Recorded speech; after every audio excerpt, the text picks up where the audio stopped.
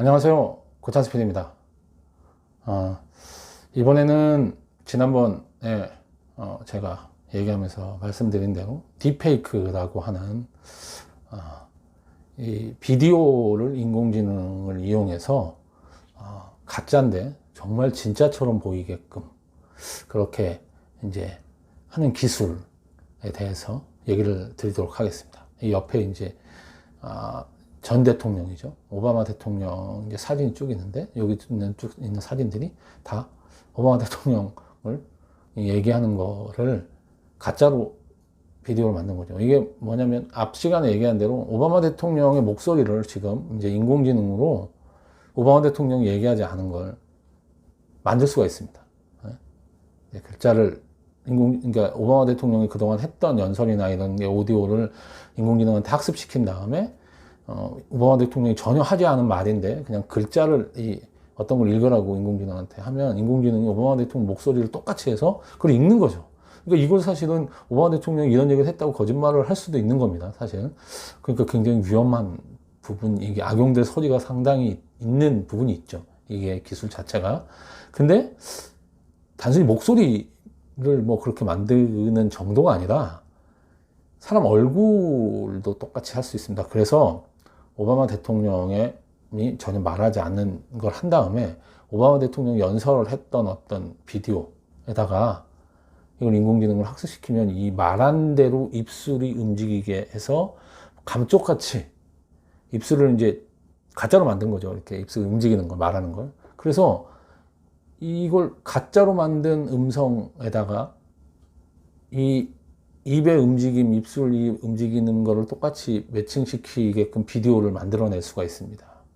이게 그게 어렵지 않게 만드는 기술이 현재 나와 있거든요. 그러면 그 사람이 하지 않은 얘기를 이제 마치 그 사람이 한 것처럼, 이거 오디오만 있는 게 아니라 음성까지 있기 때문에 앞으로 이제 뉴스나 이런 데서 뭐 어떤 이제 녹취를 해서 들려준다든지 뭐 이렇게 촬영을 해갖고 보여주고 하는 부분이 있는데 이거를 다 사실은 앞으로는 다 가짜로 만들 수 있습니다. 자, 이게 이제 물론 이제 선정적으로 이걸 하다 보니까 이거의 앞으로 위험성에 대해서 이제 이런 안 좋은 쪽으로 이제 얘기를 많이 이제 뉴스에선 얘기가 됐는데, 실제로 이 기술을 만들 때는 이 기술이 산업이나 이런 데 굉장히 의미 있게 활용이 될 수 있다고 생각하니까 만든 거죠. 앞으로는 오디오 부분도 아까 말씀드렸지만 앞으로 그 특정 어떤 사람이 이제 더빙하거나 이러지 않더라도 그런 게 가능하기 때문에 특정인이 앞으로는 그 사람의 목소리도 굉장히 다양한 컨텐츠가 만들어질 수가 있게 되는 거고, 그다음에 이 비디오도 앞으로 촬영을 했는데 이게 사실 어디다 활용이 될 수 있냐면, 촬영을 했는데 혹시 찍었는데 NG가 나도 그 부분을 다시 찍을 필요가 없이 오디오를 이렇게 해서 하면 이 부분이 마치 촬영한 영상을 그렇게 한 것처럼 만들어낼 수가 있거든요, 실제적으로. 그러니까 이게 사실 발전이 되면 앞으로 여러 가지 면에서 영상 콘텐츠를 만들거나 이럴 때 그 비용적인 부분이라든지 이런 부분에서 굉장한 세이브를 시켜줘서 합리적으로 뭔가를 콘텐츠를 만들어내는데 활용이, 우리가 아이디어를 어떻게 내느냐의 문제지 활용이 많이 될 부분이 분명히 있습니다. 그래서 사실 이 기술들을 어떻게 활용하느냐에 따라서 굉장히 의미 있게 활용이 될 수도 있고 아니면 굉장히 위험한 곳에 사용이 될 수도 있죠. 딥페이크라는 이 기술 자체, 이름 자체에 약간 부정적인 의미가 벌써 들어가 있고요. 이제 페이크라는 말이 들어가 있는데, 어쨌든 이거를 이제 활용을 어떻게 하냐인데, 벌써 이게 당장 처음에 바로 돈이 되는 걸 사람들이 알려낼 때 이제 아무래도 뭔가 사람들의 성적인 호기심 이런 데에서 활용이 된다고 해서 이제 유명한 미국의 여배우, 원래 미국 사람은 아니네요. 하여간 그 헐리우드 배우의 얼굴을 다른 여성분에다가 이렇게 얼굴을 붙여가지고 이걸 진짜 그 사람의 영상인 것처럼 해서 만든 영상이 돌아다니기도 이제 이 기술이 처음 이렇게 초창기 때 나왔을 때 그렇게 하기도 했습니다. 근데 이제 이렇게 이제 뭐 악용해서 사용하는 분도 있지만 이거를 아까 말씀드린 대로 굉장히 유용하게 돈이 굉장히 많이 들어갈 부분에 이렇게 이 기술을 활용해서 돈을 굉장히 절약할 수 있는 부분이 있다든지, 아니면 앞으로 우리가 생각도 못했던 여러 가지 새로운 컨텐츠를 만들어내는 부분에 활용이 될 수 있거든요. 실제적으로 이 기술들이. 그래서 이걸 어떻게 아이디어를 내고 이걸 어떻게 활용할 거냐라고 하는 거는 저는 이제는 창의성의 문제다라는 얘기를 하고 있습니다.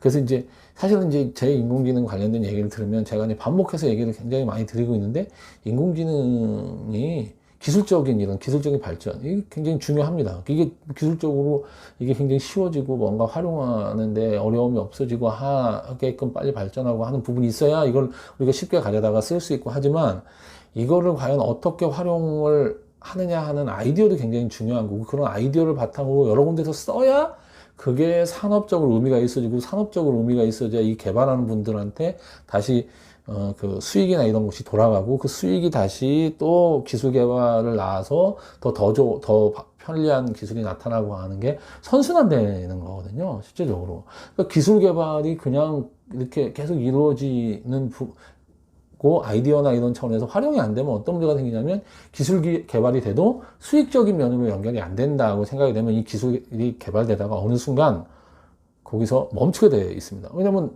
수익적인 부분이 안 되고 활용이 안 되니까. 그래서 사실 인공지능도 이제 보면 계속적인 발전하다가 중간중간에 인공지능의 겨울이라고 해서 중간중간에 인공지능 개발이나 이런 부분이 자금이 제대로 수혈이 안 되면서 멈춰선 기간들이 꽤 있습니다. 근데 그런 부분이 있다가 바로 다음에 새로운 아이디어로 새로운 쪽에서 인공지능 연구가 또 활성화되고 이러면서 인공지능이 발전해 온 것처럼, 사실은 지금 이 인공지능이 또다시 이제 새로운 거의 이 르네상스라고 할 정도로 인공지능 기술이 빠르게 발전하고 있는데, 여기에 이걸 활용하는 아이디어도 굉장히 중요하다. 그리고 이 부분이 인공지능 기술이 발전하는데 더 이제 선순환 구조를 만들어 준다는 거죠.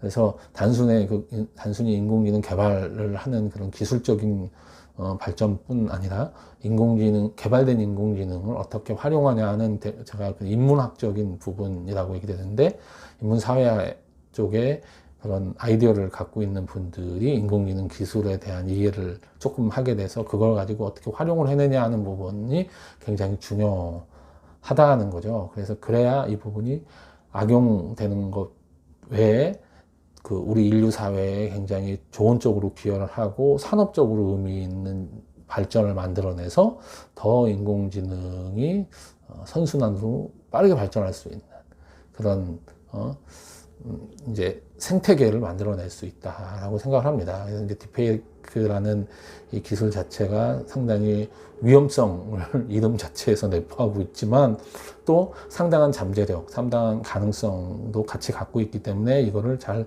활용을 해서 우리가 미래에 뭔가 새로운 콘텐츠를 만들어내고 새로운 산업을 만들어내는데 한번 지혜를 모아서 활용해보자. 이게 뭐 제가 인공지능 관련돼서 얘기 드릴 때 누누이 말씀드리는 그런 얘기이기도 합니다.